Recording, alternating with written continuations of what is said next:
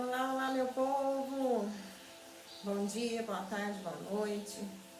Sejam todos bem-vindos. Começando aí mais um culto no lar. Mais uma vez diferente, né, gente? Aqui tá sempre mudando, né? Eu nunca falo nada, mas o que acontece? Eu também tô mudando. Vou só diminuir aqui o volume. Tô fazendo uma leve reforma, uma leve mudança de dentro para fora. E isso está refletindo no meu exterior. Mas a gente chegou 9 horas em ponto. Então nós vamos fazer a prece, depois nós conversamos, tá? Então vamos lá. Em noites calmas, sozinha em prece, minha alma pede a ti, Senhor. A paz ao mundo, sorriso franco, que cessa o pranto do sofredor.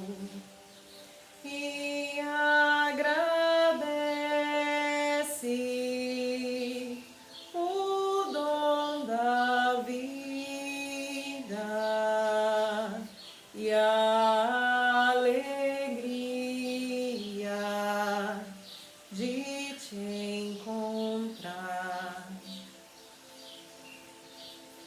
Amado Mestre Jesus, Mãe Maria Santíssima, Pai maior e Criador, amigos espirituais, companheiros de jornada, é com muita gratidão no coração que começamos mais um culto no lar, um espaço onde nós diminuímos a velocidade dos pensamentos, encontramos o ritmo da nossa respiração, ouvimos o nosso coração para poder aceitar e compreender com o coração também as vossas palavras e os vossos ensinamentos. Que a sua luz possa envolver todo o nosso planeta, principalmente, Mestre, a cúpula dos dirigentes de cada nação, e que eles possam sentir a responsabilidade de direcionar milhares de vidas, protegendo-as, orientando-as, organizando-as. E que possamos ter em nossos corações que somos também responsáveis por cada um dos nossos irmãos, amando, acolhendo o nosso próximo em qualquer momento ou circunstância, independente da ideologia ou da raça. Que possamos compreender a importância do amor próprio, do autoconhecimento, da reforma íntima, da transformação interior. E que possamos trabalhar dia após dia, Mestre, na certeza de que o caminho é longo e que o aprendizado é lento, mas é contínuo e eterno. Graças te damos mais uma vez pela oportunidade do encontro fraterno, para o estudo e compreensão dos seus ensinamentos. Seja sempre a nossa estrela guia, Mestre, e que assim seja. Que assim seja. Então vamos lá. Voltando, né, o que eu te estava falando. É um pouco diferente, né? Já faz um tempo que eu estou trabalhando, que eu estou mexendo no meu espaço, né? E não falo nada. Então, eu não sou uma pessoa de me expor muito, né? Mas eu acho que para quem me assiste, né, não custa nada. Eu estou mexendo no meu espaço. Eu tenho um espaço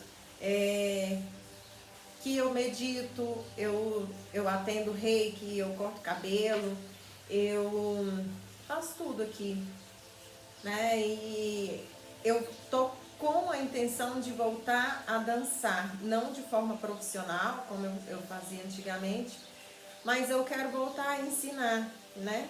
A dançar. E por que eu parei de dançar? Porque todas as vezes que eu fui investir no campo da dança, eu fui ferida. É um campo onde as pessoas visam muito o ego, a aparência, né? Gosta de ser bajulada, e eu sou uma pessoa que não me conecto muito a isso. Então, quando as pessoas percebem que eu não sou assim, eu prefiro muito mais uma reunião caseira do que um jantar numa churrasqueira às pampas, as pessoas ficam meio assim. Então eu fui muito ferida nesse campo. Graças a Deus estou conseguindo me superar e estou organizando meu espaço para que caiba também a dança aqui, junto com os cabelos, junto com o reiki, junto com as minhas meditações, os meus treinos também que acontecem aqui. Então agora eu trago de volta a dança para que eu possa voltar a ensinar de coração. É um projeto que eu estou visando dentro da casa que eu venho trabalhando, a minha mediunidade, e eu acho que se eu tenho essa facilidade e tem pessoas que têm interesse em aprender, eu tenho por obrigação de passar para frente o conhecimento que me foi passado. Mas antes desse processo eu tive que me superar, eu tive que me curar, né? Eu tive que me aceitar de novo e transformar o meu espaço. E eu consegui, graças a Deus, transformei meu espaço. E agora a gente vai voltar aí com força total, se Deus abençoar, o ano que vem, né? Porque esse ano tá acabando, a montar novos espíritos, novas almas, novos corações no campo da dança, trazendo aí o sagrado feminino de volta para os nossos corações, trabalhando a nossa feminilidade, a nossa ternura e a nossa sensualidade também, que não deixa de ser trabalhada, né? Na dança, a autoestima, é maravilhoso. Então, é só aí para estar explicando porque que a titia mudou tudo de novo. Mudanças internas geram transformações externas, né? Resumindo, é isso. Então, vamos lá. Começando o nosso estudo de hoje, o Evangelho segundo o Espiritismo. Nós vamos estudar essa semana, não acrediteis em todos os espíritos. Na semana passada, nós estudamos prodígios dos falsos profetas, né? Muito interessante a gente estudar sobre isso, porque a gente está tendo muito, né? Prodígios por aí de falsos profetas, pessoas que curam, pessoas que fazem de tudo, né, gente? E que lá no fundo, só tem interesse particular mesmo, né? Um interesse egoístico, não tem interesse em estar ajudando o povo. E que vale reforçar isso, se você busca um verdadeiro profeta, digamos assim, apesar de que hoje em dia não existe mais tal profeta, né? Todo mundo aí já tem conhecimento suficiente para fazer suas próprias escolhas, para seguir uma fé mais raciocinada. Busca uma pessoa com uma moral íntegra, né? Não busca pessoas que sabem fazer coisas que no seu ponto de vista é sobrenatural, não. Prever futuro. Ai, fulano, tem uma menina na internet que ela é média, a vida dela é só prever futuro. Uns futuros que às vezes nem acontece. Então, que mediunidade é essa, né? Que não auxilia, que não, né? Não ajuda ninguém. Então, vamos buscar pessoas que têm interesse de auxiliar. O que foi ensinado por Jesus? Amar ao próximo como a si mesmo, né? E a Deus sobre todas as coisas. Então, você busca alguém que faça isso. Busca alguém que levita, que cura, que lemente, que prevê futuro, não. Que isso aí é alguém igual a qualquer outro. Beleza? Então, foi o que a gente aprendeu na semana passada. E nessa semana nós vamos aprender, não acrediteis em todos os espíritos. Então vamos lá, leitura. Meus bem-amados, não acrediteis em todos os espíritos, mas experimentai se os espíritos são de Deus, porquanto vários falsos profetas se erguerão no mundo. São João, primeira epístola, capítulo 4, versículo 1. Os fenômenos espíritas, longe de dar crédito aos falsos cristos, aos falsos profetas, como alguns exageram em dizê-lo, vê-lo ao contrário, lhes dar um último golpe. Não peçais ao Espírito milagres nem prodígios, porquanto declara ele formalmente que não os produz, como a física, a química, a astronomia, a geologia vieram revelar as leis do mundo material, ele vem revelar outras leis desconhecidas, as que regem as relações do mundo corporal e do mundo espiritual, e que, como suas primogênitas da ciência, não são menos leis naturais. Em dado a explicação de uma certa ordem de fenômenos incompreensíveis até hoje, destrói o que restava ainda do domínio do maravilhoso. Aqueles, pois, que estivessem tentados em explorar esses fenômenos em seu proveito, em se fazendo passar por Messias de Deus, não poderias enganar por muito tempo a credulidade e seriam logo desmascarados. Aliás, como foi dito, só esses fenômenos não provam nada. A missão se prova pelos efeitos morais que não é dado a qualquer um produzir. Isso aqui é muito importante, viu, gente? Aqueles, pois, que destrói o que restava ainda do domínio do maravilhoso. Aqueles, pois, que estivessem tentados em explorar esses fenômenos em seu proveito, em se fazendo passar por Messias de Deus, não poderiam enganar por muito tempo a credulidade e seriam logo desmascarados. Aliás, como foi dito, só esses fenômenos não provam nada. A missão se prova pelos efeitos morais que não é dado a qualquer um produzir. Então tá aí a chave, o segredinho para quem tá buscando aí aquele enviado de Deus. Busca pela moralidade, não pelos fenômenos que você não consegue explicar e que ele é capaz de fazer com facilidade. Esse é um dos resultados do desenvolvimento da ciência espírita, em perscrutando a causa de certos fenômenos. Ela ergue o véu sobre muitos mistérios. Os que preferem a obscuridade à luz são os únicos interessados em combatê-la, mas a verdade é como o sol, dissipa os mais densos nevoeiros. Tá vendo por que a gente tem que ter uma fé raciocinada? Porque senão a gente ia acreditar e qualquer um que consegue mover alguma coisa com a mente. Nossa, tia, mas isso pra mim é muita coisa. Tá, pra você é muita coisa. Mas pra quem estuda, né? Vamos pôr aí a telecinese, física quântica, o espiritismo, o espiritualismo, isso não é nada. Então a gente precisa ter conhecimento para poder fazer avaliações, análises e observações sensatas.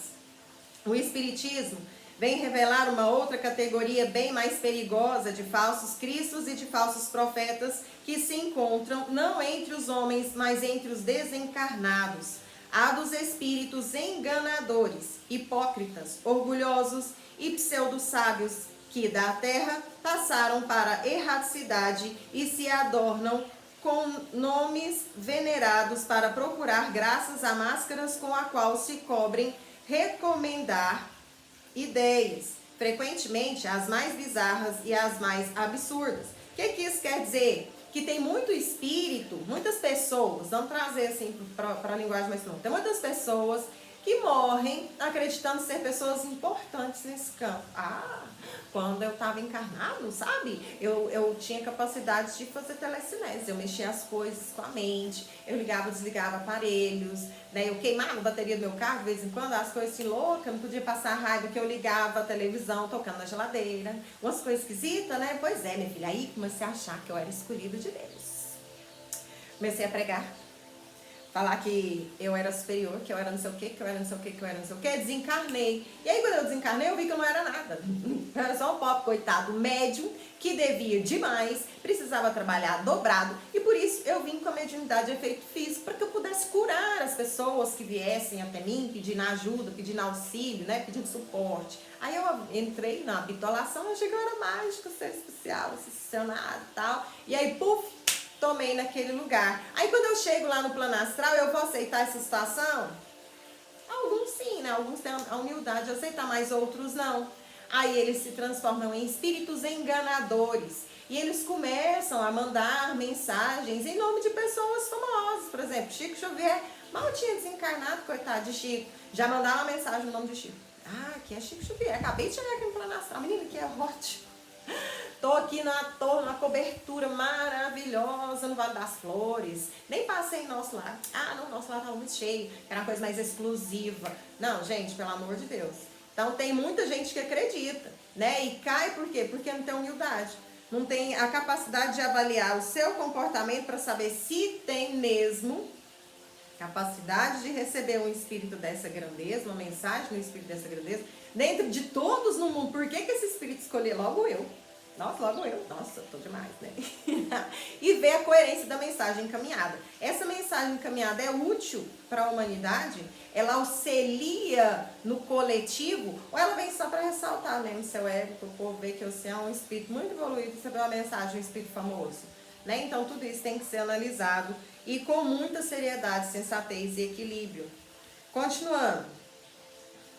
O número daqueles que em diversas épocas, mas nos últimos tempos, sobretudo, se deram como alguns dos antigos profetas pelo Cristo, por Maria, mãe de Cristo, e mesmo por Deus, é considerável. São João adverte contra eles quando diz: meus bem-amados, não acrediteis em todos os espíritos, mas experimentai se os espíritos são de Deus. Porquanto vários falsos profetas se erguem no mundo. O Espiritismo dá os meios de os provar, indicando os caracteres pelos quais se reconhecem os bons espíritos. Caracteres sempre morais e jamais materiais. É no discernimento entre os bons e os maus espíritos que podem, sobretudo, ser aplicadas estas palavras de Jesus. Reconhece-se a qualidade da árvore pelo fruto. Uma boa árvore não pode produzir maus frutos e uma árvore má não pode produzir bons frutos. Julgam-se os espíritos pela qualidade de suas obras, como uma árvore pela qualidade dos seus frutos. E aqui a gente encerra então a leitura do Evangelho do capítulo 21. Isso, capítulo 21. Não acrediteis em todos os espíritos. Então tá aí, para que a galera possa ficar mais esperta. Ai, mas Chico Xavier era médium e ele era de grande não sei o que, porque ele era médium. Não, senhor. Chico era não sei o que, não sei o que, não sei o que, não sei o que, por causa da moralidade dele. Chico trabalhou, fez mais de 1.545 obras, não é assim, né? Se eu não me engano. E ele não pegou a grana de nenhum desses livros, nenhum centavo para ele. Nunca, ele sempre direcionou para instituições de caridade. Chico nunca escreveu um livro e disse que aquelas palavras eram dele e que ele estava fazendo algo para a humanidade. Ele sempre deixou muito bem claro, dentro da humildade imensurável que ele carregava, que aquilo ali não era obra dele. Inclusive ele teve problemas com a família, porque a família não entendia por que ele fazia tudo aquilo e não pegava um real. Falei, você é doido? Qual que é o seu problema? A gente passando fome aqui, comendo arroz com chuchu. Tem dia que a gente não tem nem arroz, é só o chuchu que nós pegamos aqui do lado de fora, na porteira, e você tá fazendo isso, você tá doido. E ele fez até o final da vida. Então é assim que a gente percebe, tá? E foi isso que fez dele um grande médium. Não foi ele ser médium que fez ele ser assim, não. Ai, porque ele era médium, aí ele ficou assim, né? Humilde, gente boa. Não, senhor. Por ele ter uma moral grandiosa, né? Ímpar, digamos assim, ele se tornou um grande médium. Então, não é assim de lá pra cá e daqui pra lá. Entendeu? Beleza? E por isso que, por exemplo, Mandou-se Madre Teresa de Calcutá. Né? Vamos pegar aí. Nunca, gente, fizeram uma cura, um trem, uma mágica, digamos assim, né? O sobrenatural aos olhos de quem acha que isso é sobrenatural. E olha a moralidade dessas mulheres. Olha a grandeza desses espíritos. Olha o destaque desses seres no nosso planeta. Então não precisa fazer voar, mover com a mente, ler pensamento, psicografar. Sonhar, desdobra. Não faz diferença. O que importa é a moral. Beleza? Então vamos lá. Allan Kardec, o livro dos Espíritos, estudo de hoje. Conhecimento do futuro. Livro 3, capítulo 10. O livro dos Espíritos, conhecimento do futuro. Questão de número 868. O futuro pode ser revelado ao homem? Vamos lá. E os espíritos respondem: em princípio, o futuro lhe é oculto e não é senão em casos raros e excepcionais que Deus permite a revelação. Não seria muito útil, né? Você vem aqui para trabalhar a sua moralidade e aí você já sabe o que vai acontecer lá no futuro. Aí você pensa, como é que eu vou agir, né? Deixa eu pensar, acho que eu vou ser uma pessoa boa. Não, eu vou agir com o coração. Eu vou ficar de boa. Não, eu vou ficar mal. Eu vou ficar brava. Não, né? é a espontaneidade. Estou ali vivendo aquele momento, eu vou ter a serenidade de parar, acalmar minha mente, meu coração e falar, Senhor, como é que nós caminhamos aqui para pular esse buraco? Entendeu? Por aí. Então vamos lá, questão de 1869. Concluindo tudo isso que eu falei, não é útil. Não é útil prever o futuro. Para que você quer prever o futuro? Questão de 1869. Com que objetivo o futuro está oculto ao homem? Que foi, meu amor da vida todinha? Que foi, meu bebeita? Eu tô indo aí para você já, tá? De novo, ó. Questão de 1869. Com que objetivo o futuro está oculto ao homem? E os espíritos respondem: se o homem conhece o futuro, negligenciaria o presente e não agiria com a mesma liberdade, porque seria dominado pelo pensamento de que, se uma coisa deve acontecer, não tem que se ocupar dela, ou então procuraria dificultá-la. Deus não quis que fosse assim, a fim de que cada um concorresse para a realização das coisas, mesmo às quais gostaria de se opor. Assim, tudo, mesmo frequentemente, preparas, sem desconfiar disso, os acontecimentos que sobreviverão no curso da tua vida. Viu? Então é uma prova. Mas eu vou saber. Eu vou pegar o gabarito que eu vou fazer a prova para me avaliar. Aí eu vou com o gabarito lá que eu vou fazer a prova, eu saio bem. E aí eu fui avaliada. Não, então você não foi avaliado. Você fez uma coisa, copiou uma coisa, você não foi avaliado. Se não foi avaliado, você não sabe. Não tem como te avaliar, você falsificou, você mentiu, né? Digamos assim. Questão de número 870. Visto que é útil que o futuro seja desconhecido, por que Deus algumas vezes permite a sua revelação? E os espíritos respondem: Ele o permite quando se conhece. Esse conhecimento prévio deve facilitar a realização da coisa em lugar de dificultá-la, obrigando a agir de modo diverso do que se faria sem esse conhecimento. Aliás, frequentemente é uma prova. A perspectiva de um acontecimento pode despertar pensamentos mais ou menos bons. Por exemplo, se um homem deve saber que receberá uma herança com a qual não conta, poderá ser solicitado por sentimento de cupidez, pela alegria de aumentar seus gozos terrestres, pelo desejo de possuir mais cedo, talvez desejando a morte daquele que deve deixar-lhe a fortuna. Ou então, essa perspectiva despertará nele bons sentimentos e pensamentos generosos. Se a predição não se cumpre, é uma outra prova, a da maneira pela qual ele suportará a decepção, mas não lhe será menor por isso o mérito ou o demérito dos pensamentos bons ou maus que a crença no acontecimento fez dele nascer. Então tudo é prova, né, gente? A espiritualidade não desperdiça nada, momento algum, nem experiência, nem conflito, nem atrito, nem nada. Tá? Se está acontecendo é porque alguma coisa você vai tirar dali. Seja positiva, né, que para o seu crescimento ou para o seu aprendizado. Questão de número 871. Visto que Deus sabe tudo, sabe igualmente se um homem deve ou não sucumbir em uma prova. Por conseguinte, qual é a necessidade dessa prova, visto que ela não pode ensinar nada a Deus que já não sabia sobre a vida desse homem?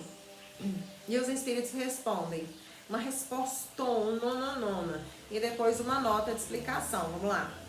Com isso, queres perguntar por que Deus não criou o homem perfeito e realizado? Vide para melhor compreensão, questão de número 119 deste mesmo livro. Porque o homem deve passar pela infância antes de atingir a idade adulta. Vide para melhor compreensão, questão de número 379 também deste exemplar. A prova não tem o objetivo de esclarecer a Deus sobre o mérito desse homem, porque Deus sabe perfeitamente o que ele quer, mas de deixar a esse homem toda a responsabilidade de sua ação, visto que tem a liberdade de fazer ou não fazer. Tendo o homem a escolha entre o bem e o mal, a prova tem por efeito colocá-lo em luta com a tentação do mal e deixar-lhe todo o mérito da resistência.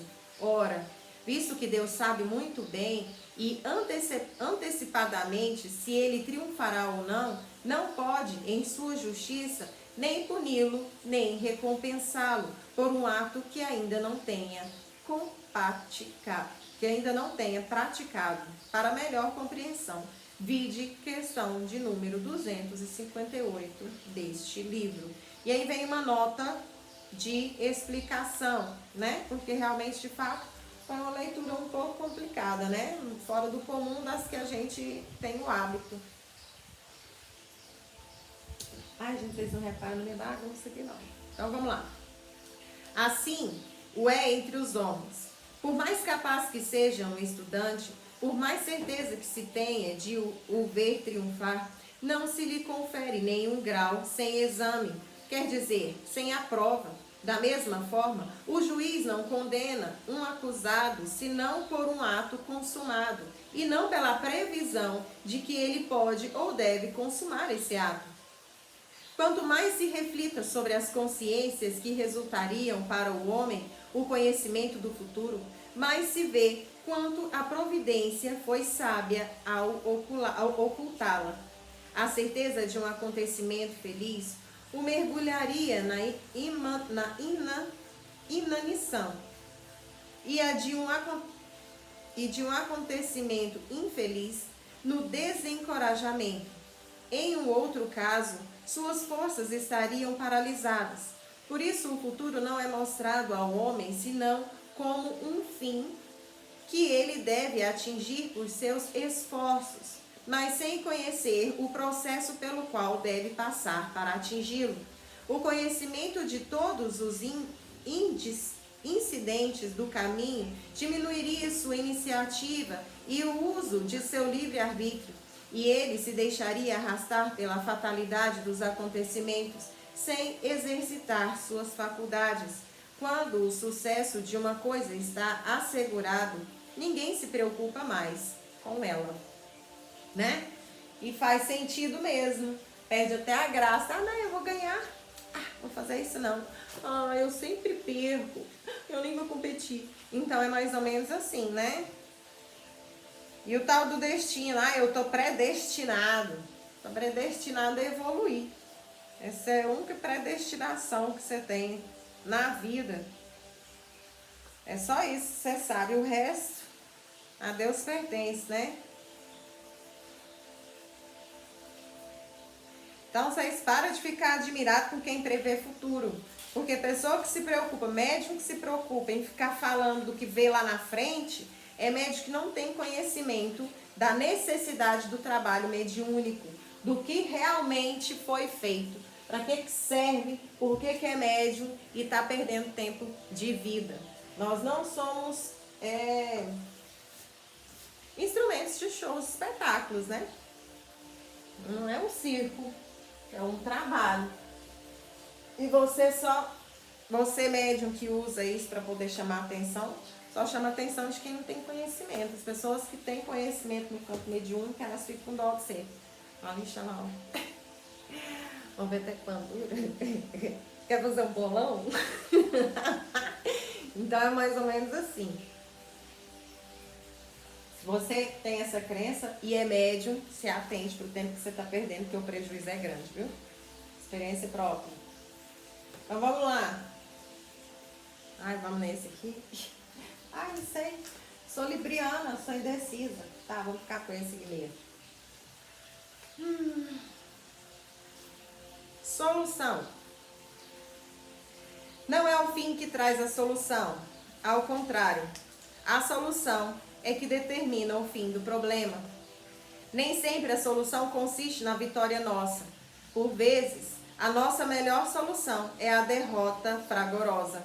Solução não é apenas tranquilidade serena, mas o passo dado à frente no sentido da evolução. Soluções parciais, por vezes, são a chave da vitória final. No problema, procuramos resolver cada incógnita separadamente. Mas em todos os problemas, a solução só se impõe quando todas as incógnitas e incertezas foram esclarecidas. Se uma só restar, por menor que seja o problema, não se acha solucionado. Há soluções que findam apenas uma etapa, mas essas soluções parciais reclamam outras mais amplas e profundas. Jamais deve satisfazer-nos uma solução parcial ou incompleta, pois a solução só pode ter tal nome se for total. A violência não é solução. A espada de Alexandre cortou, mas não solucionou o nó górdio. Solução apressada pode falsear dados importantes, levando a erros irreparáveis. A calma é a base essencial para qualquer solução difícil. Sugestões oportunas, C. Torres Pastorino. Eu acho que essa leitura foi para mim. Por causa daquele processo que eu comecei o culto conversando com vocês, né? Aí, ó, chega costa. Quando eu vou expor alguma coisa de mim, oh meu Deus, chega diminuo. Como é que pode, né? Depois eu falo para os outros que eu sou tímida, insegura, o povo não acredita não. Porque eu tinha muito medo de voltar a ensinar a dançar e sentir de novo aquele buraco. Eu sinto um buraco no meu peito que eu não consigo explicar. Porque é o que eu mais sei fazer nesse mundo. Eu sei. E de forma humilde eu falo porque eu estudei isso minha vida inteira. Então eu faço muito bem feito, mas é como se fosse um alimento que não me suprisse mais. Não me completasse mais. Né? Sempre que eu terminava de dançar, parece que estava faltando alguma coisa. E eu acho que era o meu perdão, o perdão a mim e o perdão às pessoas, né, que me feriram. E essa transformação de dentro para fora para que eu voltasse, de fato, a trabalhar nesse campo que eu tanto amo. E eu sei que tem almas sedentas, loucas para conhecer seu sagrado feminino. E eu tô aqui me curando. Então eu acho que já tá na hora, né? Já sarou, filha. Chega de soprar. Vamos que vamos, né? Então vamos lá? Fechar os nossos olhos e levar o nosso pensamento ao nosso Mestre Jesus. Agradecer nesse momento de confraternização e amizade, de liberdade de sentimentos, expressões, de acolhimento. Essa oportunidade de dividir as nossas superações, as nossas dores com aqueles que nos acompanham e traz até nós as suas superações, as suas dores. É uma troca mútua de crescimento e aprendizado, que possamos levar isso, Mestre, para a nossa vida, nos elevando cada vez mais de dentro para fora, a nossa moral, os nossos valores, o nosso amor crístico. Gratidão, gratidão, gratidão por cada luta vencida, por cada vitória conquistada. Que o seu amor, Mestre, possa brotar no coração de todos, hoje e por toda a eternidade. E que em 7 dias possamos estar aqui novamente para mais uma pausa no tempo, no espaço, em nossos corações, em nossas mentes, para um aprendizado, para a nossa melhoria mental, moral e espiritual. Graças te damos todos os dias e que assim seja. Que assim seja. Então vamos estudar, né? Vamos estudar. Herdeiros do Novo Mundo. Ih, larguei aqui uma bagunça. Tá com a mão. Herdeiros do Novo Mundo, Espírito Lúcio, André Luiz Ruiz. Nesse livro a gente está estudando a realidade das pessoas que trabalham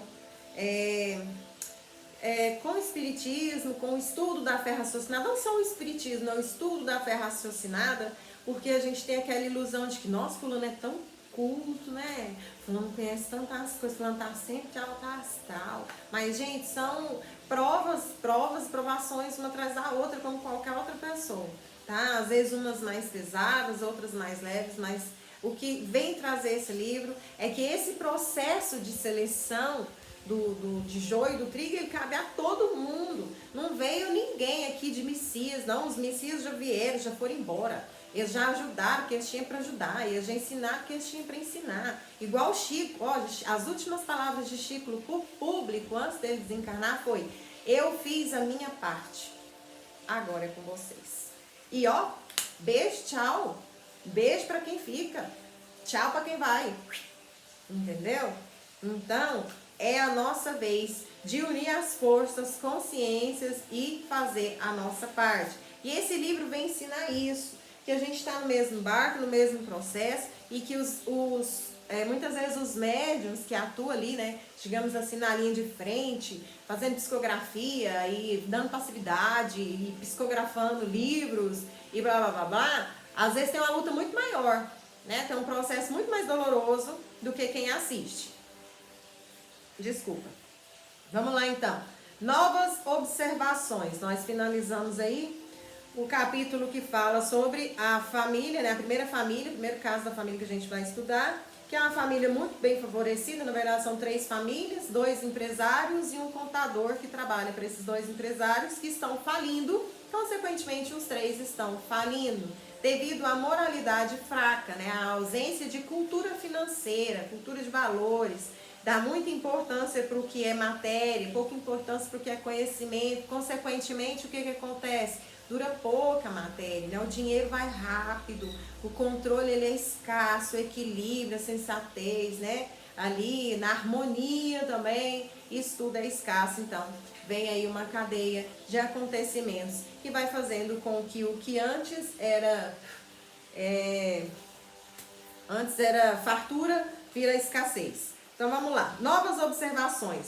Depois de terem deixado o caso Alberto, Jerônimo e Adelino, que são os espíritos que estão fazendo a observação, estão fazendo o estudo, e Adelino regressaram ao núcleo de trabalhos espirituais para prosseguirem nas observações instrutivas, notadamente no que se referia às advertências de Bezerra de Menezes. Foi lá passar o relatório, né, pro chefão. Recebidos pelo gentil abraço de Ribeiro, Jerônimo tocou o tema da continuidade de suas observações, dizendo: muito instrutivo nos tem sido o acompanhamento do caso Alberto. Apesar disso, como as coisas com o médium amigo estão se desenrolando com desfecho previsto para o futuro, gostaríamos de submeter a sua aprovação de dirigente nosso desejo de acompanharmos alguns outros companheiros que não têm se mostrado fiéis às disciplinas do trabalho, ou seja, esses espíritos que estão fazendo o trabalho de observação dos médiuns, né? Porque todo médium é acompanhado, viu, gente? Sendo médium ou não, trabalhando ou não, estando numa casa espírita ou não, sendo evangélico ou não, católico, umbandista, hinduísta, não interessa. Você sempre é acompanhado, sempre tem uma equipe te acompanhando, que seja positivo ou negativo também, vai da sua índole, né? Quem escolhe a sua companhia é você. Então, nesse caso, Jerônimo e Adelina, eles estão estudando, eles estão acompanhando os médiuns, que faz o trabalho na casa espírita, para poder ver como que é o cotidiano de cada um deles, para poder fazer esse estudo desse livro que foi passado para nós, né? E aí, eles foram até lá para conversar com a pessoa que auxilia lá, o Bezerra de Menezes, para falar que além do último médium, que era o médium que dava passividade do espírito de Bezerra ser estudado, eles gostariam de estudar também os outros médiuns que participaram da reunião mediúnica e que faz trabalho mediúnico na casa espírita, ou seja, eles vão acompanhar o cotidiano deles, aí ver como que é a vida deles, o que eles fazem ali, os seus momentos mais íntimos, particulares, claro que isso tudo é muito respeitado, tá? Eu sei o que vocês estão pensando, mas assim, no seu cotidiano, convive com a sua família, como trata seu esposo, se é uma pessoa mesmo honesta, no trabalho, né? Se é fiel, né? E assim vai. Então, eles foram lá pedir permissão, né? Para poder fazer esse tipo de trabalho. Aí o espírito já pergunta: estão se referindo a alguns dos que não têm assistido à tarefa noturna da instituição? Perguntou o cara lá que eles foram pedir autorização. Aí eles responderam: perfeitamente. Tivemos observando o Alberto, que é o cara, que é o contador. que dentre os voluntários está engajado com responsabilidade e disciplina nas obrigações fraternais do núcleo espírita. No entanto, gostaríamos de observar alguns dos que não têm se conduzido com as mesmas atitudes e a despeito de se contarem como trabalhadores espíritas. Bem, neste caso, creio muito interessante a avaliação de Peixoto e Geralda, o que ensejará significativos aprendizados na área das ligações materiais desajustadas e da afetividade em descontrole. Assim, não vejo obstáculo no acompanhamento de seus passos e naquilo que lhes for possível, cooperem com o amparo às suas necessidades, dentro dos limites naturais que nos impedem de fazer por eles o que lhes incumbe realizar por si mesmos. Ambos serão excelente companhia para estes dois irmãozinhos invigilantes, aos quais nossos avisos têm sido pouco úteis. Ou seja, a galera deixou, né? Falou, não, eu queria ver aí, né? Os dois chegaram lá, vamos desenhar para nós entender. Chegou lá, Jerônimo e Adelino, falou, olha, deixa eu falar. A gente observou o Alberto, achou muito interessante. Mas agora a gente quer observar também os outros médios. Mas a gente vai começar por aqueles que não têm muita disciplina na casa. Ou seja, eles vão um dia de trabalho, aí no outro vão, aí no outro também não, aí depois vai. Aí depois não vai não. Aí vai dizer, não, também não, também não. Aí vai, não, também não. E aí nunca tem uma sequência, né? Um trabalho direito. Vai lá, só para de vez em quando, então o trem tá ruim, tô vendo muita coisa, tô ouvindo trem demais, não tô dormindo direito, eu vou lá, dou uma trabalhada, né? Dou uma limpada aqui na aula, coisa rápida para eu poder sujar, mergulhar no lixo de novo. Então é mais ou menos assim que funciona. E aí eles receberam autorização. E aí eles falaram que além de ir lá observar, para que eles pudessem auxiliar, orientar essas pessoas que já estão cansadas de falar, não obedecem, elas não escutam, estão nem aí, né? Então foi isso que eles receberam. Agradecemos seu carinho e esteja certo, Ribeiro, que não interferiremos em nada que venha a comprometer as necessárias lições que lhes cabem enfrentar sozinhos. Somente em alguma emergência interferiremos. Ou seja, eles já sabem aqui nesse processo, e eu também, porque eu já li esse livro, mas faz de conta que eu não sei, né? Eles já sabem aqui nesse processo que esses médiuns, eles vão vivenciar experiências não muito agradáveis por causa dessas atitudes, dessas escolhas, desse processo que eles vão trabalhando de forma relaxada, levando com as coxas, as atitudes pouco, né, elevadas da moral, que eles andam tendo, as escolhas mal feitas, e eles vão sofrer algumas consequências. E eles pediram, olha, pode acompanhar, pode assistir, mas não interfere no processo que eles vão viver e auxilia. Mas auxilia sem interferir, porque eles precisam passar por isso. E os dois falaram, não, beleza, pode ficar tranquilo, nós vamos assistir, vamos auxiliar, mas nós não vamos fazer nada que eles que tenham que fazer. Nós vamos só observar. Então, beleza. A conversa continuou por mais alguns minutos e, como outras obrigações, requeriam a presença do dirigente espiritual da casa. Despediram-se os dois trabalhadores que, envolvendo-se nas rotinas dos encarnados, recolhiam informações importantes para as posteriores análises e entendimento de suas frequências. Em verdade, Jerônimo e Adelino continuavam atrelados ao trabalho de Bezerra de Menezes, cooperando com o médico generoso nas tarefas indispensáveis que visavam a elucidação dos encarnados acerca dos delicados momentos evolutivos que envolvem a humanidade nos períodos de transição por que ela vem passando. E a gente encerra aqui hoje, né? Eu tenho, gente, mais um minuto, digamos assim. Mas aí eu vou começar uma outra parte do capítulo, ó. Então a gente vai vir só até aqui, no meio da história, que eles vão começar uma outra historinha, a gente começa na semana que vem, ok? Isso é para que a gente possa entender. Acho que esse capítulo é mais voltado para os médiums agora, né? Porque a gente, como médium, a gente vive algumas oscilações. Gente, é natural o médium ter oscilação emocional, principalmente se ele for um médium sensitivo.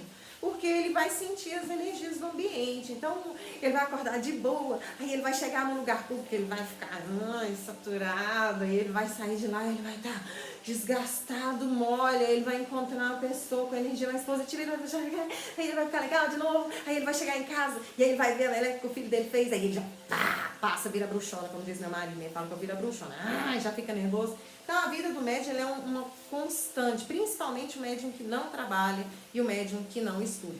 Ser médium já te traz tudo isso. Se você não trabalha e não estuda, aí você não tem controle mesmo. Então já não é fácil.